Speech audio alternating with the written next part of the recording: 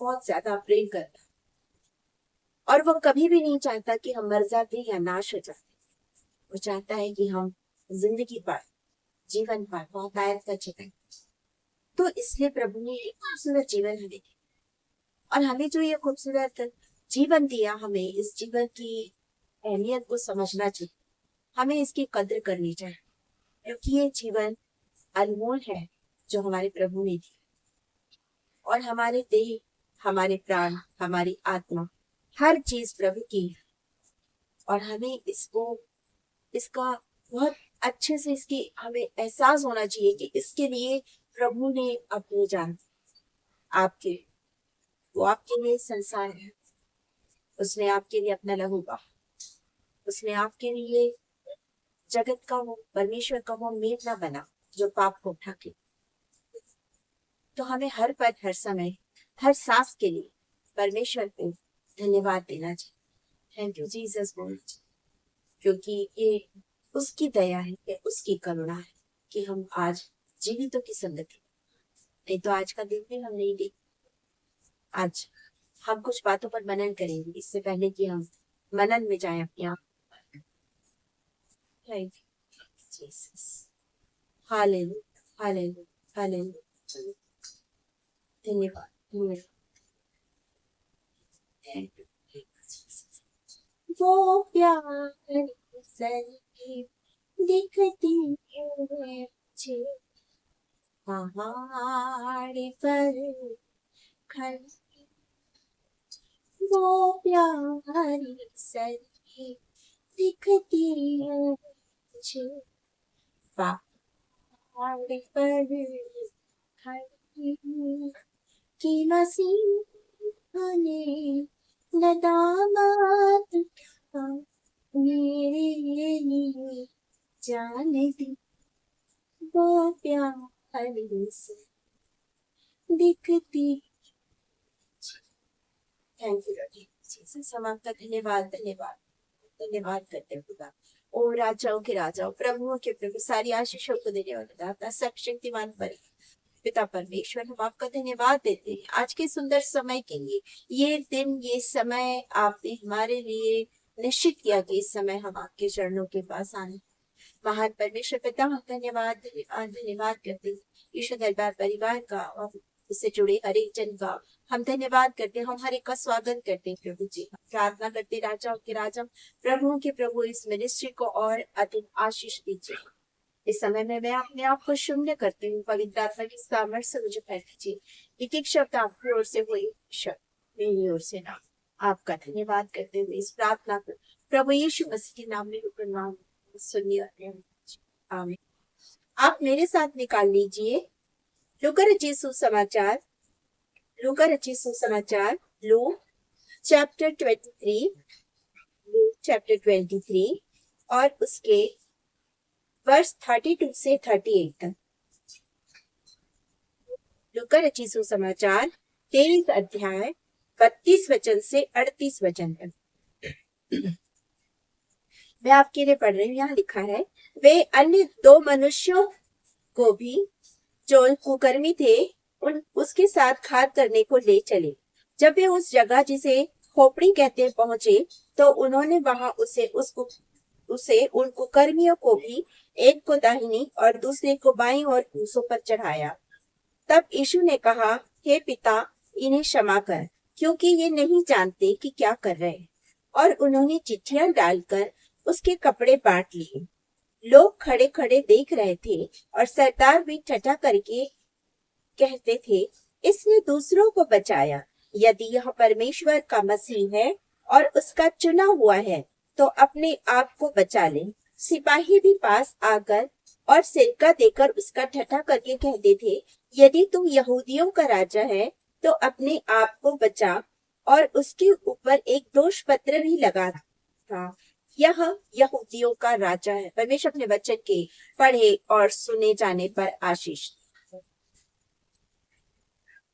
आज जब हम इस समय बातें कर रहे थे और मैंने जब बातें करना शुरू किया तो मैंने कहा आप लोगों से कि क्या आपने कभी सोचा है कि प्रभु यीशु मसीह जो इस संसार को बनाने वाला हमारा परमेश्वर का इकलौता पुत्र करते हैं, उसने स्वर्ग को क्यों छोड़ा, क्यों वो हमारे बीच में आया। हमने इसी से शुरू किया। वो हमारे बीच में आया क्योंकि वो हमसे बहुत प्यार करता है। हमने पहली चीज इस बात को महसूस किया कि हमारा परमेश्वर हमसे बहुत प्यार करता है। और जब हम यूहन्ना रचित सुसमाचार और उसके 3 अध्याय के 16 वचन को देखते हैं तो वहां उसका वो प्रेम दिखाई देता है। जॉन चैप्टर 3 वर्स 16, वहां पर उसका वो प्रेम दिखाई देता है जब वो कहता है कि परमेश्वर ने जगत से ऐसा प्रेम रखा कि उसने अपना इकलौता पुत्र दे दिया। मतलब वो स्वर्ग को छोड़कर मेरे लिए और आपके लिए इस संसार में आया। तो आज अगर प्रभु यीशु मसीह इस संसार में आया तो वो आपके लिए आया। वो आपके लिए इस संसार में आया कि आप बच जाएं। इसलिए वो इस संसार में आया और उसने आपके लिए बहुत सी चीजों को सहन किया। उसने बर्दाश्त किया उन बहुत सारी चीजों को जो इस समय उसके साथ घटी। जब उसे गतसमनी के बाग में पकड़ा गया और वहां से उसे लाया गया, उसके बाद रात भर और अगले दिन क्रूस पे चढ़ाने तक और क्रूस पर चढ़ाने के बाद भी उसने बहुत ज्यादा तकलीफ को सहा। उसने बहुत ज्यादा दर्द को और उस पीड़ा को बर्दाश्त किया। वो सिर्फ आपके लिए और मेरे, सिर्फ आपके लिए और मेरे उसने इस दर्द को सहा। आज हम कुछ बातों को देखेंगे। सबसे पहली चीज जो हम इसमें देखते हैं, उसने निंदा और उपहास, मतलब उसका जो हंसी ठट्ठा किया जा रहा था, उसने निंदा और उपहास को सहा आपके लिए, सिर्फ आपके लिए। उसने उस निंदा को सहा, उस उपहास को सहा जो उसके साथ यहाँ पर किया जा रहा था। जब आप मत्ती रचित सुसमाचार और उसके 27 अध्याय मैथ्यू चैप्टर 27 और उसके वर्ष 29 और 30 को देखेंगे तो आप उसमें पाएंगे, मैं यहाँ पढ़ देती हूँ। और कांटों का मुकुट गूंथ कर उसके सिर पर रखा और उसके दाहिने हाथ में सरकंडा दिया और उसके आगे घुटने टेक कर उसे ठाठों में उड़ाने लगे और कहा, हे यहूदियों का राजा नमस्कार, और उस पर थूका और वही सरकंडा लेके उसके सिर पर मारने लगे। जब आप इसी चीज को, इन्हीं बातों को जब आप मरकुस की पत्री में देखेंगे, मार्क और उसके चैप्टर 15 में देखेंगे तो आप उसमें भी इन्हीं बातों को पाएंगे कि किस तरह उसके साथ में लोगों ने व्यवहार किया। जो क्या वो इस व्यवहार को वो डिजर्व करता था? नहीं, वो इस व्यवहार को डिजर्व नहीं करता था। वो तो प्यार देने आया कि हम प्यार दे सके। मरकुस रचित सुसमाचार और उसके 15 अध्याय, मरकुस और उसके 15 अध्याय और उसके 15 अध्याय के मैं 18 वचन से पढ़ रही हूँ। यहाँ पर लिखा है, यह कहकर उसे नमस्कार कहने लगे, हे यहूदियों के राजा नमस्कार। वे उसके सिर पर सरकंडे मारते, उस पर थूकते और घुटने टेक कर उसे प्रणाम करते। इस तरह से उसके साथ बुरा व्यवहार कर रहे थे। और जब आप अभी हमने जो वचन पढ़ा उसमें भी हम इन्हीं बातों को पाते हैं। और ये चीजें उसने मेरे लिए सही, ये चीजें उसने आपके लिए सही। आज वो अगर वो इस संसार में आया, वो जो राजाओं का राजा है, जिसके स्वर्गदूत जिसके आगे पीछे उसकी सेवा टहल करते हैं, वो राजाओं का राजा इस संसार में आया, उसके कपड़े उतारे गए, उसे क्रूस पर चढ़ाया गया, उसे मारा गया, उसका ठट्ठा उड़ाया गया, उसका मजाक बना दिया, इसलिए क्योंकि वो हमसे प्यार करता है और वो हमें बचाना चाहता है। इसलिए उसने इन सारी चीजों को सह लिया जो सहन के बाहर है। इन सारी चीजों को उसने आपके लिए सहा, सारी चीजों को उसने मेरे लिए सहा। जब आप पहला पत्रस और उसके पहले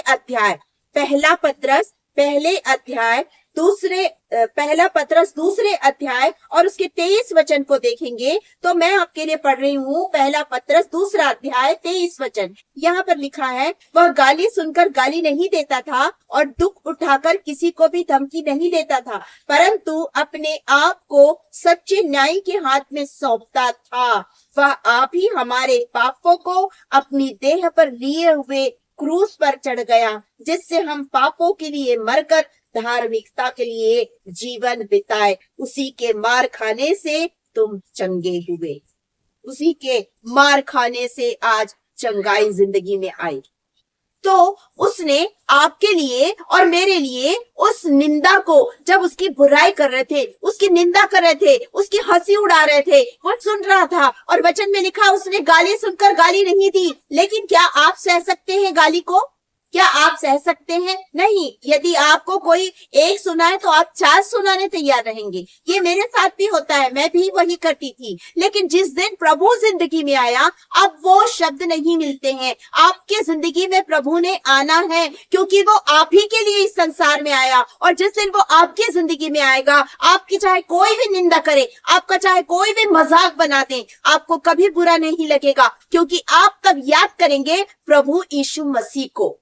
आप अपने उद्धारकर्ता प्रभु यीशु मसीह को उस वक्त याद करेंगे कि उसने जितनी निंदा मेरी हो रही है, उससे भी कहीं ज्यादा निंदा उसने सही। जितनी भी बुराई मेरी की जा रही है, उससे भी ज्यादा बुराई उसके साथ हुई। जितना लोग मेरा मजाक बना रहे हैं, उससे भी ज्यादा मजाक लोग उसका बना रहे थे। उसने मेरे लिए सब कुछ सहा, तो क्या मैं नहीं सह सकता? उस दिन आप इस बात को सोचेंगे। उसने आपके लिए दुख उठाया, उसने आपके लिए उस निंदा को सहा। उसने पलटकर कुछ नहीं कहा, परंतु उसने इस निंदा और इस मजाक के बावजूद जब उसे क्रूस पर चढ़ाया गया, उसने कहा, हे पिता इन्हें क्षमा कर, हे पिता इन्हें क्षमा कर। उसने फिर भी इनकी चिंता की। वो चाहता तो बोल सकता था, प्रभु ये परमेश्वर पिता देख मेरी निंदा कर रहे हैं, देख मेरा उपहास उड़ा रहे हैं, तू इनके लिए सेना भेज दे स्वर्ग से। नहीं, वो इस काम के लिए कतई नहीं आया। वो आया कि मैं और आप बच जाए। वो आपको बचाने के लिए इस संसार में आया। वो उसने आपको बचाने के लिए इस निंदा को सहा, इस बुराई को सहा, और इस हंसी ठट्ठा जो उसके साथ किया जा रहा मजाक को सहा। उसने सिर्फ और सिर्फ आपके लिए, क्योंकि वो आपसे प्यार करता है। और उसका एक मिशन है, एक विजन, एक दर्शन है उसके पास कि मुझे इन परमेश्वर के इन बच्चों को जो शाप में है, जो पाप में है, जो अंधकार में है, इन्हें बचाना है, इन्हें बचाना है। वो इसी मिशन के साथ, इसी विजन को लेकर आया। और उसने गाली के बदले गाली नहीं दी, परंतु उसने उनके लिए क्षमा मांगी। पिता से उसने क्षमा मांगी। ऐसा हमारा महान परमेश्वर है, जिसने आपके लिए इन सारी चीजों को सहा। हम दूसरी चीज यहां देखेंगे, उसने स्वयं का इनकार होना या मुंह मोड़ने को भी सहन कर लिया। हमने पहली चीज देखी, उसने निंदा और उसका उपहास किया जा रहा था, उसे सहन किया आपके। उसने इस बात को भी सहन किया कि लोग उसका इनकार कर रहे हैं और अस्वीकृत कर रहे हैं और लोग उससे मुंह मोड़ रहे हैं। इस बात को भी उसने सहन किया, सिर्फ और सिर्फ और सिर्फ आपके लिए, सिर्फ आपके लिए उसने सहा। जब आप वचन में देखेंगे, यूहन्ना रचित सुसमाचार और उसके पहले अध्याय और उसके 5 वचन, यूहन्ना रचित सुसमाचार पहला अध्याय और उसका 5 वचन और उसके 11 वचन। हम 2 वचन को पढ़ेंगे यहाँ से। यहाँ पे हम पहले पढ़ रहे हैं यूहन्ना रचित सुसमाचार और उसके पहले अध्याय, और पहले अध्याय के हम 5 वचन को जब देखेंगे तो हम उसमें पाएंगे, यहाँ पर लिखा है, ज्योति अंधकार में चमकती है और अंधकार ने उसे ग्रहण न किया। पहला वचन, उसने कहा, मैं जगत की ज्योति हूं। वो जगत की ज्योति है और उसने अपनी ज्योति मुझे और आपको दी, उन्हें जितने लोगों ने उसे ग्रहण किया। जिसने उसे ग्रहण किया उसने उसे ज्योति दी। और यहाँ पर लोगों ने ग्रहण नहीं किया। कौन थे ये? उसके अपने लोग थे। ये अपने लोग थे जिन्होंने उसे ग्रहण नहीं किया, उसका इनकार किया। उसके आगे 11 वचन में लिखा है, जॉन चैप्टर 1 वर्स 11, मैं आपके लिए पढ़ रही हूं। यहाँ पे लिखा, वह अपने घर आया और उसके अपनों ने उसे ग्रहण नहीं किया। उसके अपनों ने उसे ग्रहण नहीं किया, वरन उसके अपनों ने उससे मुंह फेर लिया, उसने ग्रहण नहीं किया। और तो और आप सोचिए, इतने समय तक, जब तक वो इस संसार में रहा, उन 3.5 साल के जो कार्यकाल जिसमें उसने अपने उस मिशन कार्य को, उस परमेश्वर के राज्य के समाचार को सुनाया लोगों के बीच में, और उसने चंगाई की नदियां बहा दी लोगों की जिंदगी में और आश्चर्य कर्म किए लोगों के जीवन में, उन लोगों ने भी उसके लिए क्या कहा जानते हैं आप? उसके लिए कहा इसे क्रूस पर चढ़ा, इसे क्रूस पर चढ़ा। कितना दुख है ये। अपने लोग जब मुंह मोड़ लेते कितना दुख होता है, बहुत दुख होता है ना। सोच के देखिए, परमेश्वर जो हमारा पिता है, जिसने हमें अपनी समानता में बनाया, अपना स्वरूप दिया, अपनी सांसें दी, अपनी आत्मा दी, उसके आत्मा से हम भरे गए। आज हमारे अंदर उसकी आत्मा है जिससे हम भरे गए। हम जब उससे मुंह फेर लेते हैं कैसे लगता है उसे?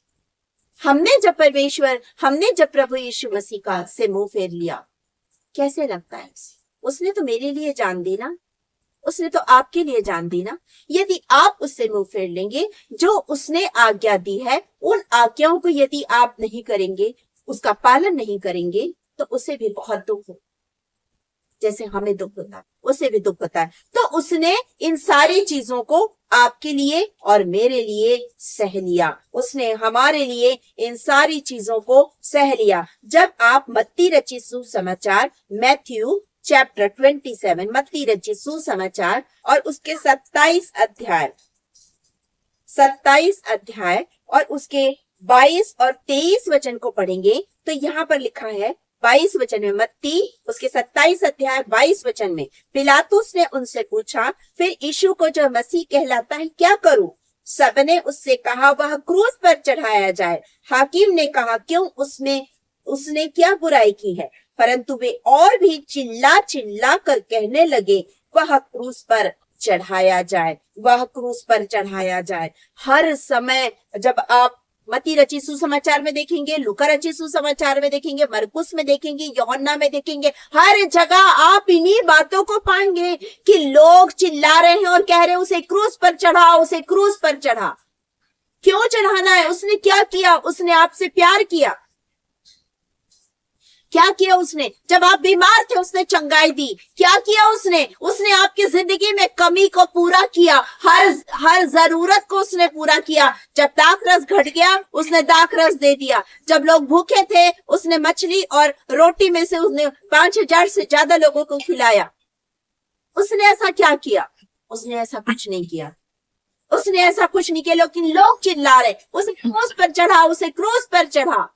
क्योंकि लोगों के मन में एक आशा थी कि ये जरूर इस पूरे राज्य को उथल पुथल कर देगा और हम रोमी सल्तनत से आजादी पालेंगे और ये हमारा राजा बन जाएगा। लेकिन वो सांसारिक राजा नहीं है, वो तो राजाओं का राजा, प्रभुओं का प्रभु, स्वर्गीय स्थानों में वास करने वाला सर्वशक्तिमान परमेश्वर का पुत्र है, जो इस संसार में मेरे लिए आया, आपके लिए आया, कि मैं और आप इस संसार से अलग हो जाएं और हम वहां के निवासी बन जाए। हमारा सिटीजनशिप जो यहाँ पर है, आज हम इंडियन हैं या आज हम किसी और देश के हैं जो आज हमारे साथ जुड़े हैं, पाकिस्तान के लोग, आज हो सकता ऐसे अलग अलग देशों के, लेकिन हम सबका सिर्फ एक ही मंजिल है हमारी, और वो मंजिल है स्वर्ग। वो मंजिल है हमारे परमेश्वर का घर, जहां वो मेरे और आपके लिए जगह तैयार कर रहा है। वहां हमें जाना है, मुझे जाना है, आपको जाना है। वो हमारे लिए, हमें इन सारी चीजों से निकाल कर बचाने के लिए इस संसार में आया, कि मैं और आप बच जाएं, कि मैं और आप बच जाएं। जो दंड की आज्ञा मेरे ऊपर थी, मैंने ऐसा कोई अच्छा काम नहीं किया, मेरे पास कोई ऐसी काबिलियत नहीं है, मेरे अंदर कोई अच्छाई नहीं है, कुछ भी नहीं, लेकिन फिर भी परमेश्वर प्रेम करता है और उसने जो सजा मुझे मिलनी चाहिए वो सजा उसने अपने इकलौते बेटे को दे दी। उसने अपने इकलौते बेटे को वो सजा दे दी जो सजा मुझे मिलनी चाहिए।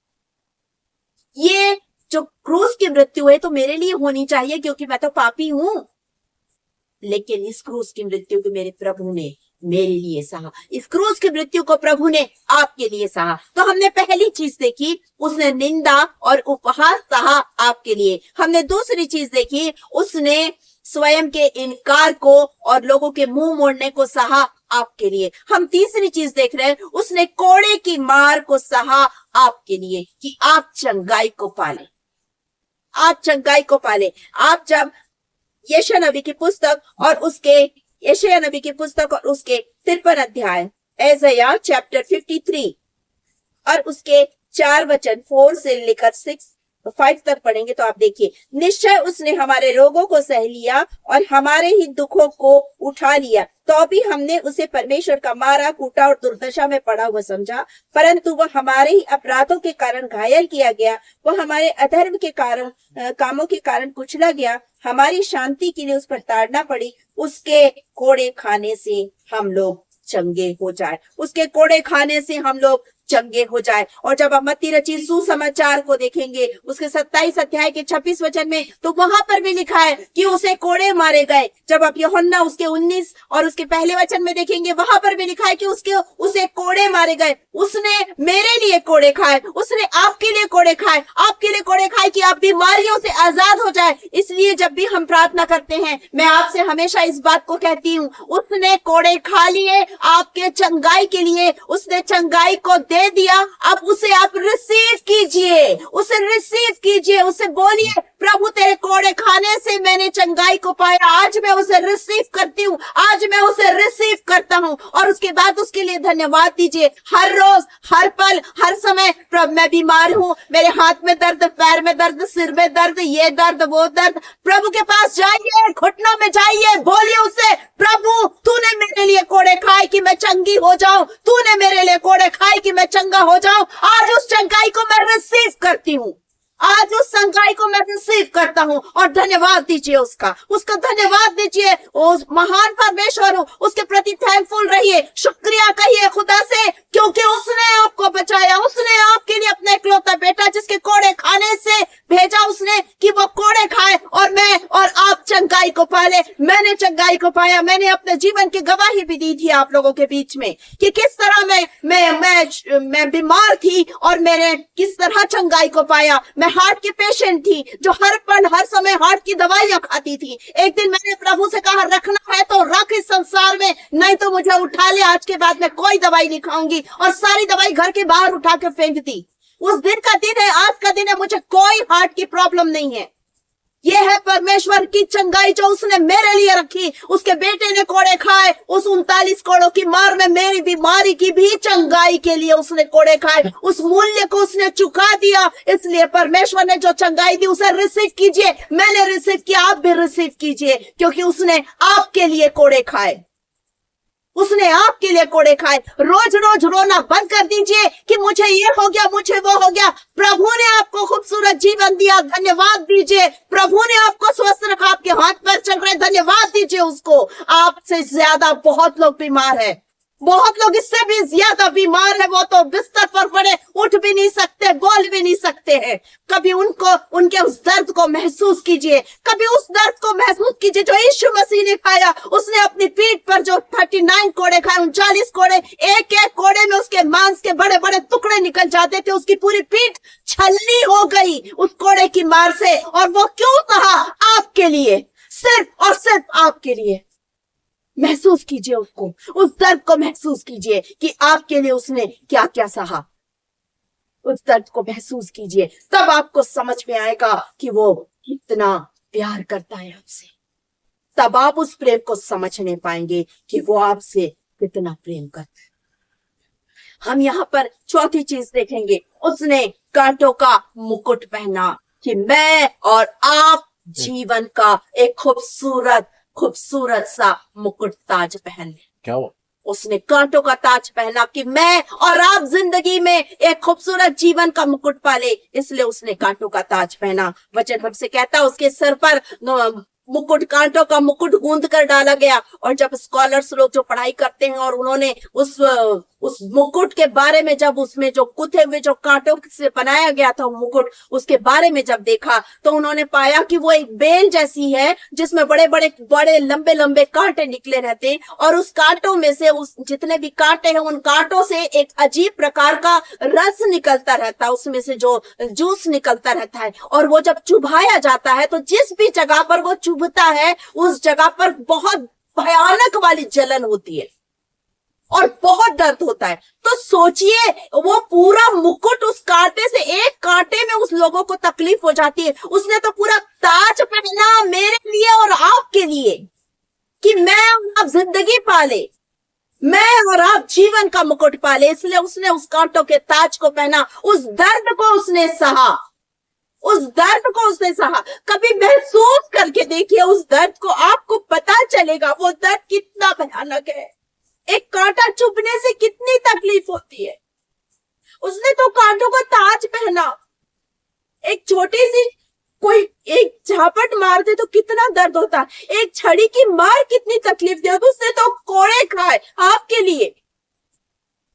उसके पीठ में मांस का एक टुकड़ा भी नहीं बचा। क्यों? आपके लिए, सिर्फ आपके लिए। महसूस कीजिए उस दर्द को, आप समझ पाएंगे कि परमेश्वर कितना कितना कितना प्यार करता है। आज उस दर्द को समझिए, आज ही नहीं जिंदगी भर। मैं हर दिन याद करती हूँ, आप भी याद कीजिए उस दर्द को, उस दर्द को याद कीजिए। एक खूबसूरत जीवन उसने आपको दिया, एक खूबसूरत जीवन दिया उसने। उस दर्द को महसूस कीजिए, महसूस कीजिए, तब आपको समझ में आएगा कि उसने आपके लिए क्या क्या किया। हम पांचवी बात यहाँ पे देखेंगे, उसने आपके लिए और मेरे लिए अपमानजनक मृत्यु को सहा। उसने आपके लिए उस अपमानजनक मृत्यु को सहा। यहाँ सब उसका ठट्ठा उड़ा रहे हैं, सब उसका अपमान कर रहे हैं। जब आप वचन में देखेंगे, मैं आपके लिए पढ़ देती हूँ, लूका 23 और उसके 11 वचन को, लूका 23 और उसके 11 वचन को देखिए। उसमें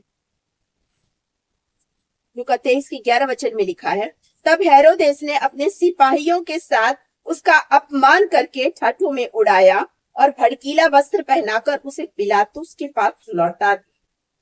हेरोदेस ने सिपाहियों के साथ मिलकर उसका अपमान किया। वो राजाओं का राजा, स्वर्गीय स्थानों में वास करने वाला हमारा परमेश्वर, हमारा प्रभु मेरे लिए अपमान सहना, आपके लिए अपमान सहना। उसने जिल्लत को सहा सिर्फ आप, कि आप सम्मान का, इज्जत की जिंदगी पालें, इज्जत की नजर से लोग देखें। इसलिए उसने इस जिल्लत को सहा, इस अपमान को सहा। महसूस करके देखिए, महसूस करके देखिए कि कितना अपमानित किया गया उसे, कैसे उसके ठट्ठा उड़ा रहे, कैसे उसके ऊपर थूक रहे थे लोग, उसे मार रहे थे, उसे कूट रहे थे। वचन में लिखा, उसने कहा, कोई तुम्हारे एक गाल पे तमाचा मारे तो दूसरा उसकी ओर कर दे। उसने वाकई में अपना सब कुछ दे दिया। उन्होंने जो मर्जी उसके साथ किया, कांटों का ताज पहनाया, कोड़े मारे, उसके ऊपर थूका। कभी सोचा कोई कैसा लगता होगा? कितना अपमान है ये। कोई थूक दे किसी के ऊपर तो कितना अपमान है। लेकिन उसने उस अपमान को सहा मेरे लिए और आपके लिए। लोग उसकी हंसी उड़ा रहे, लोग उसका अपमान कर रहे, लोग उसके ठट्ठे कर रहे। किसके लिए? आपके लिए। ऐसा प्रभु है जिसने गाली के बदले गाली नहीं, इसलिए उसने कहा बुराई के बदले बुराई मत करिए। कोई तुम्हें गाली दे तो तुम उसे आशीष दो। उसने भी यही किया। उसने कहा है, पिता इन्हें क्षमा कर, ये नहीं जानते क्या कर। उसने आपके लिए क्षमा मांगी, उसने मेरे लिए क्षमा मांगी। वो आज भी मेरे लिए और आपके लिए वहां खड़ा है, और वो आज भी मेरे लिए और आपके लिए परमेश्वर से प्रार्थना कर रहा है, माफ कर दे, एक मौका दे दे, एक मौका दे दे पिता इसे। वो आपके लिए रोज मौका मांगता है, हर दिन। कोई ये नहीं कह सकता कि मैं पाप नहीं करता हूँ। हर दिन कोई ना कोई कुछ ना कुछ पाप करते, कुछ ना कुछ गलती करते, लेकिन वो मेरे लिए और आपके लिए वहां खड़ा होता है, वकालत करता है मेरी और आपकी, बोलता है कि एक मौका दे दे, और हम उसे मजाक बना देते हैं। हमने उसका मजाक बना के रख दिया, अपने प्रभु का नहीं। हमें उससे प्यार करना है, बहुत प्यार करना है, क्योंकि उसने हमसे बहुत प्यार किया, इसलिए उसने इस अपमान को सह लिया, उसने इस अपमान को सह लिया। आज उससे प्यार कीजिए, बहुत प्यार कीजिए, और बोलिए प्रभु मैं भी आपसे बहुत प्यार करती हूँ, मैं भी आपसे बहुत प्यार करता हूँ। वो कहेगा मेरी शिक्षाओं को मान, मेरी आज्ञाओं को मानिए, क्योंकि उसने उसने वो सब कुछ किया आपके लिए, उसने वो सब कुछ किया आपके लिए। अब छठी बात यहाँ पे देखेंगे, वो पाप बना आपके लिए, आपके लिए वो पाप बना। उसने पाप के बारे में कभी नहीं जाना, वो निर्दोष मेमना, वचन कहता है वो निर्दोष मेमना, लेकिन वो आपके लिए और मेरे लिए पाप बना। एक वचन हम पढ़ेंगे, दूसरा कुरिन्थियों 5वां अध्याय, 2 Corinthians chapter 5, दूसरा कुरिन्थियों 5 अध्याय 21 वचन। यहाँ पर यूं लिखा है, जो पाप से अज्ञात था उसी को उसने हमारे लिए पाप ठहराया कि हम उसमें होकर परमेश्वर की धार्मिकता बन जाए। वो पाप से अज्ञात था, वो पाप के बारे में कुछ नहीं जानता, लेकिन उसने आपके लिए और मेरे लिए उसने आपके लिए और मेरे लिए उस पाप के बोझ को उठाया, उस अधर्म के बोझ को उठाया, कि मैं और आप परमेश्वर की धार्मिकता बन जाए। परमेश्वर हमें धर्म का वस्त्र पहना दे, परमेश्वर हमें यीशु मसीह के लहू से धो दे। इसलिए उसने मेरे और आपके पापों का भार उठाया। वो कहता है बोझ से थके और दबे लोगों मेरे पास आओ। मत्ती रचित सुसमाचार के 11 अध्याय के 28 और 29 वचन को पढ़ेंगे, आप उसमें इसी बात को पाएंगे। वो कहता है बोझ से थके दबे लोगों मेरे पास आओ, मैं तुम्हें विश्राम दूंगा। जिस दिन आप उसके पास जाएंगे उस दिन वो आपको आराम देगा, आपके पापों का बोझ वो उठा लेगा, आपके अधर्म का बोझ वो उठा लेगा। उसने वही किया, वो पाप बन गया, वो अधर्म का बोझ उठा लिया उसने, और वो उस क्रूस की मृत्यु को मेरे लिए और आपके लिए सह लिया, कि मैं और आप धार्मिक बन जाए, धार्मिकता का धर्म का खुद काम करने लगे, धार्मिकता का जीवन जीने लगे। इसलिए उसने मेरे और आपके लिए इस क्रूस की मृत्यु को सहा, इसलिए वो आया। हम 7वीं बात देखेंगे, उसने क्रूस पर मृत्यु पर जय पाई, उसने उस क्रूस पर मृत्यु पर जय पाई, ताकि मैं और आप अनंत जीवन पाए। 7वीं बात है, उसने मृत्यु पर जय पाई कि मैं और आप अनंत जीवन पाले।